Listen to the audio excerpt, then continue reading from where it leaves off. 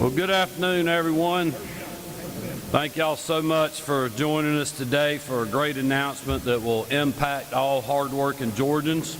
I want to thank the nation's best First Lady, Marty Kemp, for being here with us today. Also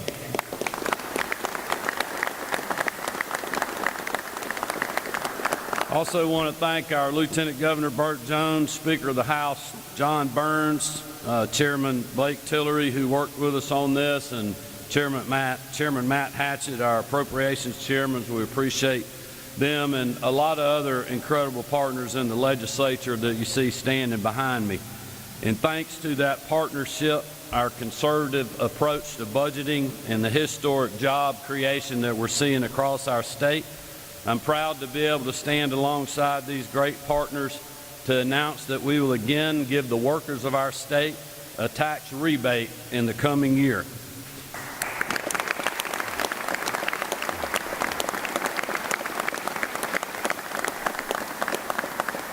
As we prepare to head into the holiday season, and as many Georgians continue to recover and rebuild from recent storms and hurricanes, the people you see up here today continue to look for ways that we can give them relief. We all know that even if inflation has fallen, high prices have not. Families see that every day when they go to the grocery store or the gas pump, and that's one of the reasons I suspended the state gas tax in the wake of the Hurricane Helene, because people shouldn't have to deal with that added burden, especially in the wake of tragedy. I want to again thank the partners that you see behind me and many others who are not, the members of the General Assembly, again for their support of that measure. Because whether it's the tax rebates we've given in prior years, the homeowner tax relief grant we passed last year, the multiple times we've suspended the state gas tax, enacting the largest income tax cut in state history, and the acceleration of that cut that we announced last December, or any other relief effort we've made, the legislature is a key partner. And we're able to work together on these measures and get them passed because the people up here share a fundamental belief. And it's something that I've said before, and now I'm going to say it again. This isn't the government's money, it's yours.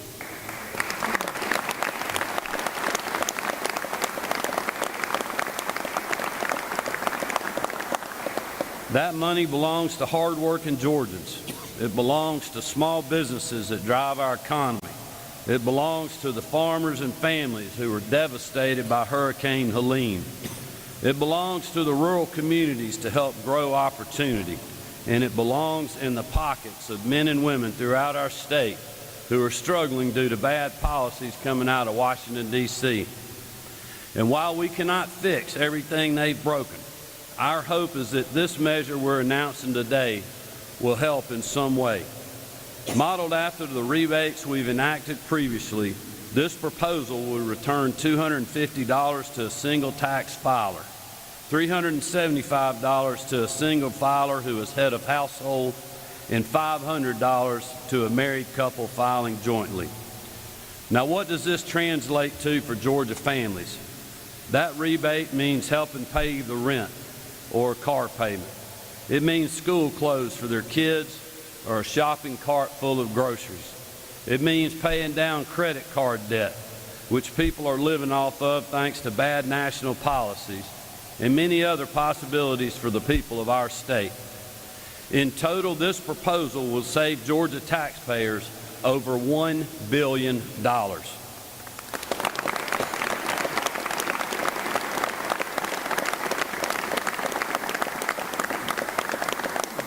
And when you add that to the other relief measures I listed earlier, together this group will have saved or returned over $6.6 billion for hardworking Georgians. I am proud of that work, and these partners up here should be proud of it too. I want to give a special thank you to the Office of Planning and Budget Director Rick Dunn and his team who have worked tirelessly on these and many other proposals to make sure that we're on sound financial footing to get them done. But I also want to make it clear, today's announcement is not the end of our search for policies that will give relief especially to those impacted by the recent storms. In the coming weeks, my team will continue our conversation with legislative leaders on how we can best help those who were hit so hard by these storms. So again, I want to thank the men and women behind me, those that aren't with us, and I look forward to continuing our work together in the months and years ahead. With that, I'm going to turn it over to one of our key partners that you'll hear from, our Lieutenant Governor, Burt Jones. Governor. Thank you, Governor. Thank you, Governor. I just want to echo what the Governor said, and I am so thankful to be here with the fine leadership, Speaker of the House, who I have a wonderful working relationship with, and his House leadership, as well as Matt's Appropriations. Matt Hatchett is here today, our Senate leadership here. These guys are wonderful to work with, and they always have Georgians' minds, their hearts and minds are always on the citizens of this state. Blake Tillery couldn't be with us here today, but he always works very hard on the budget. And time again, this governor and this administration has always looked for ways to give back to the citizens of Georgia, whether it's in tax rebates or whether it's a suspension of the gas tax. The governor has the people of Georgia at the forefront of everything that he does, and I'm just proud to be here with him and the Speaker and all of the legislative leadership here today, because we could not do it without them, but it takes the leadership of the governor, who always is willing to step forward and do what's right on behalf of the citizens of this state. So, Governor, thank you again, and Speaker, I'll turn it over to you.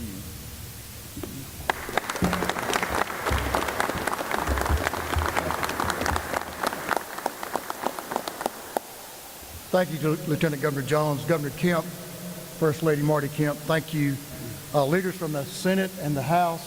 Thank you for the impact you all have been making and you do continue to make. Well, good afternoon. It's a great day to be a Georgian, isn't it? I think it is.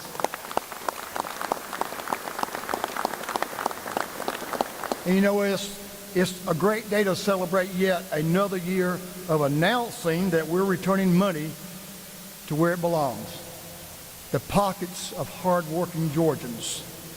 Governor, thanks to your leadership, we've gotten pretty good at making these announcements, haven't we? Well, I think we know that when the failed policies of Washington have caused record high inflation, out of control prices at our grocery stores and at the gas pump, and placed a financial strain on all Americans, here in Georgia, we've written a different story. Our strong conservative leadership, strategic fiscal policies have created a historic, I believe, somewhere in the neighborhood of a $19 billion budget surplus. And we're proud that we've been able to continue investing in everything along the way, from health care and education to infrastructure and workforce development. All the while cutting taxes and saving Georgia families and businesses millions of dollars. But you know, this didn't happen overnight. This is a result of strong conservative fiscal policies, leadership from Republican governors and the General Assembly, these men and women behind me, and an unwavering commitment to the taxpayers of this state, the great state of Georgia. Thank you, Governor Kemp, Lieutenant Governor Jones, and the members here with us today, my colleagues in the House and Senate, for delivering the economic relief for all Georgians. But I want to change gears just a little bit and tell you why we're excited to celebrate this relief for Georgians. Hope we also remember those across our state, and specifically the Southeast, who have been devastated by severe weather for the last several weeks, and who are still waiting on critical relief they need to bring rebuilding to their lives, their homes, and their communities. Yesterday, we announced we joined with speakers from around the Southeast, from Florida, Alabama, Tennessee, North Carolina, and South Carolina, to request federal aid in the form of 3 simultaneously approved block grants for private citizens and companies, agriculture, and our infrastructure. These block grants can be appropriated to the affected states and distributed quickly and efficiently by those states to the areas of our states that need it the most. Georgians and our neighbors across the Southeast are facing generational impacts to our homes, to our businesses, and our way of life. But our message remains the same. We will be, those citizens, our people, every step of the way to complete this journey of recovery for all the citizens of Georgia. This group, the leadership of our governor, we won't rest until we're certain that we all have received every possible resource and asset available to our communities to help them rebuild. I want to thank our federal delegation. They work closely with us, especially Congressman Austin Scott, Congressman Rick Allen, and Congressman Buddy Carter, who have been advocating tirelessly for our agricultural industry in this state, but also to everyone across the state who continues to put their lives, private citizens, out there to hold on for our citizens to help those who are in need. I like to think about it this way. Neighbors helping neighbors. That's what our state and our people are all about. Thank y'all for being here, and thank y'all for allowing us to get this message out. Governor Kemp, I'm going to turn it back over to you, but I want to first say to you and the First Lady how important it has been to me, a member of the General Assembly, and the people of Georgia to see y'all out visiting and out being with the people of this state through these tough times. I don't think y'all know how much it means to us in these impacted areas, but we're most grateful, and may God continue to bless the two of you and bless our great state of Georgia. Governor Kemp.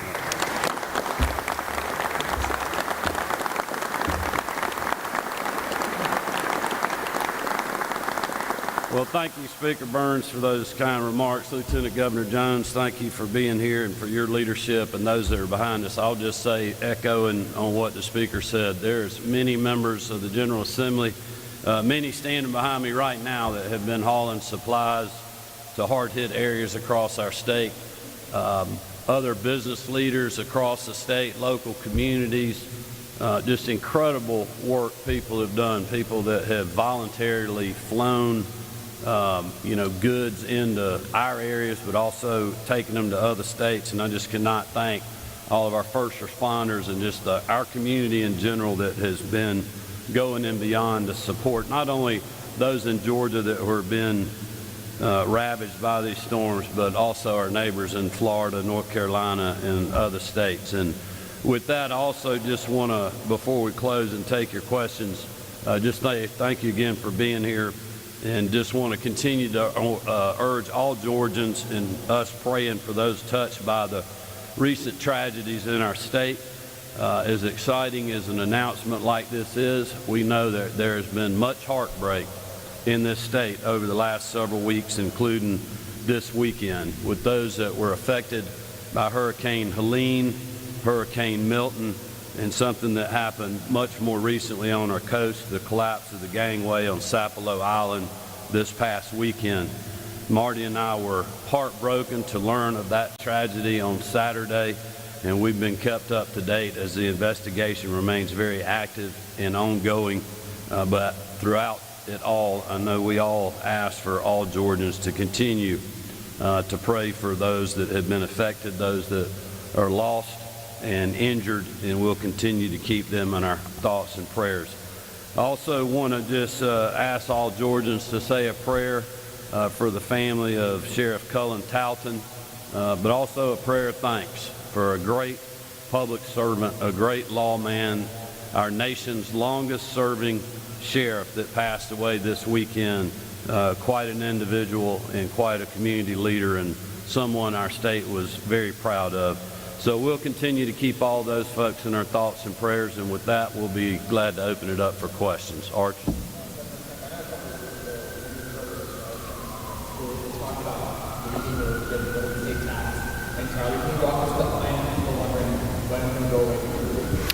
Well, we're as you know, been steady working on that. We passed the largest state income tax cut in state history. We have a lot of other tax benefits in our state that benefit our farmers and our producers, our certain other industries like film and manufacturing. But I think I can speak for this group behind me. We are all committed to continuing to cut our state income tax, and stay tuned for the second Monday in January.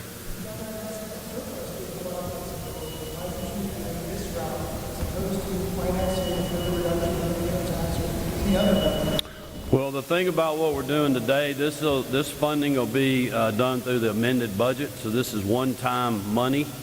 This is not something that will, go on in perpetuity, that we'll have to pay for the next year and the next year after that. This will be a one-time move that we're making to send money back to the folks that sent it to us, and we didn't need it all, so we're going to send it back to you. I know we're committed to continuing to cut taxes, but this is a way for us to use our excess surplus and get it back in the hands of the people that we believe that know how to spend it the best. And that is our hardworking families that send us those tax dollars to start with. And, like I said in my remarks, and the other legislative leaders have talked about, we've experienced 40-year high inflation over the last couple of years. And even though inflation is starting to level out, costs are still high. If you're trying to buy your kids a meal or take them out to eat or go buy groceries or deal with rent that's increased, insurance costs that have gone up, car payments are going up, the cost of cars are going up. All these things, having an extra $500 in the pocket of hardworking Georgia families allow them to deal with credit card debt or just help them with their expenses on everyday life. Governor, there was an effort earlier this week to try to spin down some of the surplus that revenues came in well above projections. How are we going to deal with that, do you expect, going forward in the end of the budget? Well, we're going to continue to work with the partners that you see standing with me today. This is just one of the things that we're working on. We got a long way to go to January. I think if you look back at how we've used one-time money from excess reserves that we have because of fiscally conservative budgeting while funding our priorities like teacher pay raises, law enforcement pay raises. As I mentioned here, we've given or saved Georgia taxpayers over $6.6 billion already. We put an additional $1.6 billion into our transportation and infrastructure and freight and logistics network last year. And we've spent a lot of one-time funds to make state government more efficient and do things that we'll get generational benefit out of. The worst mistake we could make would be to grow government with one-time money. Because like you're seeing now with the federal government that gave everybody and their brother federal money during the pandemic, new programs got created. Now the feds are cutting the money off and everybody's screaming, you're cutting my budget. I can't fund my program. And we're not going to do that to the taxpayers of this state. We're not going to do that to future legislators or to future governors. We're going to continue to be fiscally conservative. But the reason we are here today is because you taxpayers that are out there watching this, we trust you better than the government to have this money back in your pocket. And we're going to continue to look for ways to do that.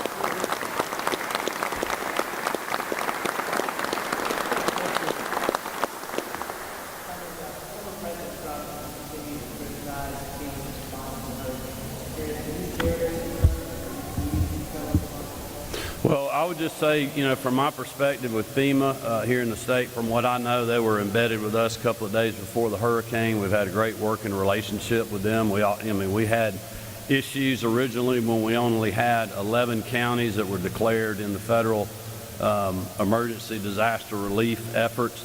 But I made well known now, made a call to the White House to the administrator, and that was rectified. We've continued to work with them.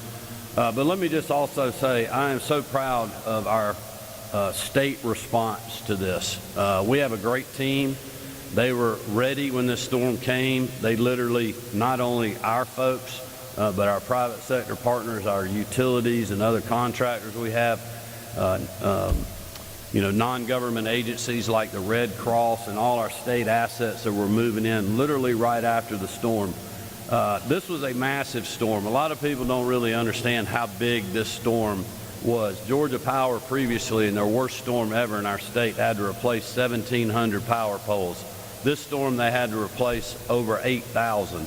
This was like a 200-mile tornado that went through our state that was actually a hurricane unprecedented Cat 2 hitting our state and remaining a Cat 1 for as long as it did. And as much devastation as we saw and as much work that we have done and have to do, the people of our state know that the people behind me, our first responders, our state agencies, working with our federal partners, the folks on the ground from our local communities and our local emergency managers, they knew that everybody out there was given everything that they could, and we're committed to continuing to do that as we recover, especially from Hurricane Helene. Governor, obviously a special session for how is the state looking at helping aid for these different businesses? Well, there definitely is. I would say this, we continue to work with all these partners behind me, the legislative leadership on what we're doing. I had a meeting this morning with our budget director, Rick Dunn, and his team. They're looking at, what we did for Hurricane Michael, looking at ideas that we're hearing from people on the ground, and so we're starting to dig into that now. I will say the one good thing about the position we're in versus when Michael hit is our fund balances are so much better than they were back then. So we have a lot more flexibility with money that we have in certain places to help us get through to where we can get the legislature back in. And I can assure you, I think everybody, I can speak for everybody up here, but we look to move quickly the first part of the legislative session on storm packages. And as a matter of fact, today we took action in the State Properties Commission on a lease for a tower for a news agency down in Savannah that lost their tower. So we're going to allow them to lease Georgia Public Broadcasting Tower. I mean, we approved that today. So in a lot of ways, we're already working on things to try to be helpful, and we'll continue to do that. Thank y'all very much for being here.